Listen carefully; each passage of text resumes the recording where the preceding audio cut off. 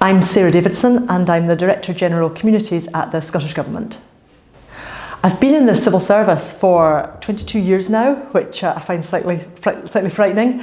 I came in as a graduate trainee and I've been lucky to have the most amazing variety in the time that I've been in the civil service, and that's one of the advantages of working in the civil service in Scotland.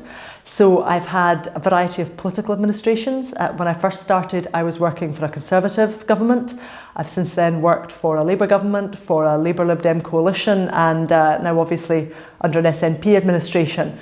And over that time, the variety of policy areas has been huge as well. My very first job was in roads and bridges, and after that I moved to criminal justice and then had a spell in ministerial private office in the health area, which was fascinating.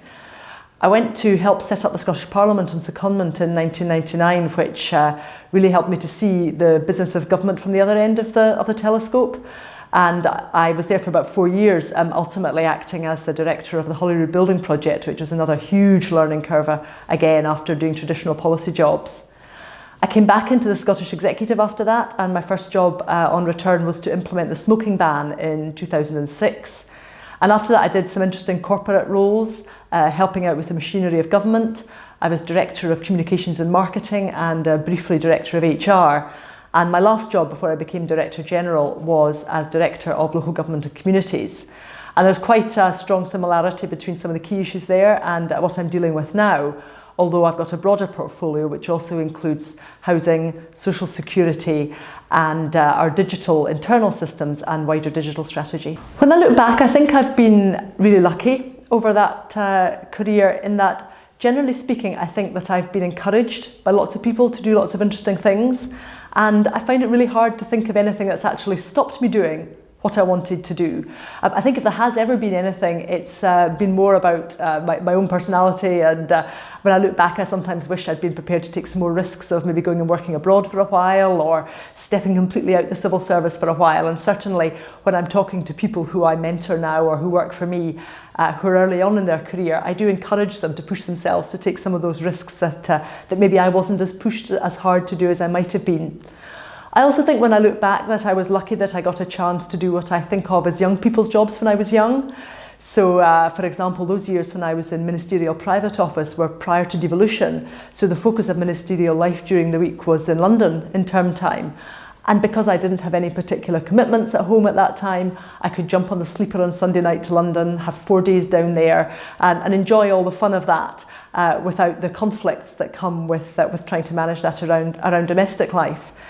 I've got different commitments and as a result different priorities now, and there certainly are things that I recognise I'm not able to do as freely, but it was really good to bank some of that early on.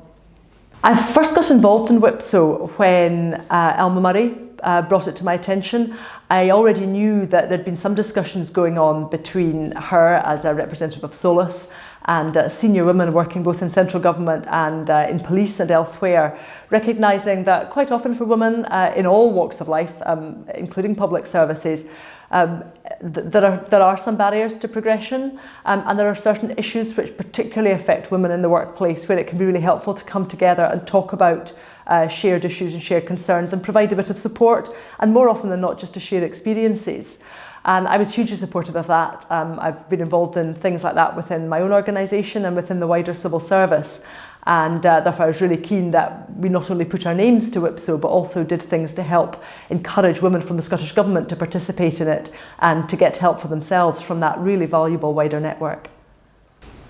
I think there's no doubt that there's something really valuable about creating a safe space for women to come and talk about their experiences and hopefully to get support and confidence through doing that.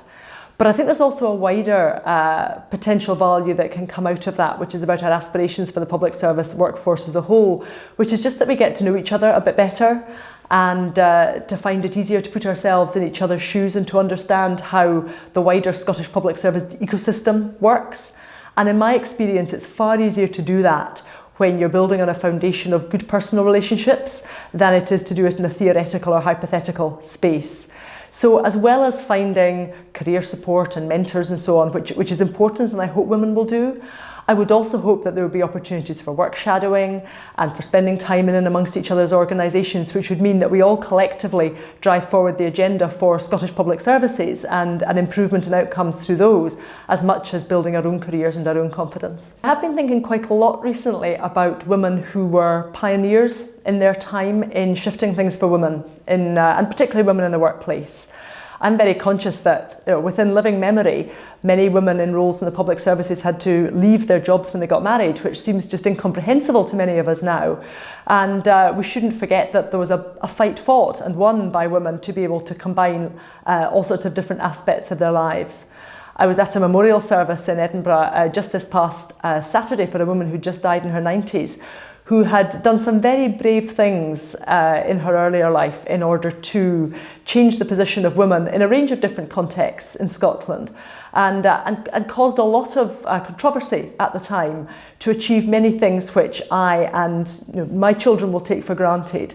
And I think these are the women who I would like to think that had I been living a generation ago, I would have been as brave as they were. And I don't know that I necessarily would have done, but I think we need to remember we are all standing on the shoulders of people who made these big changes possible in our lives.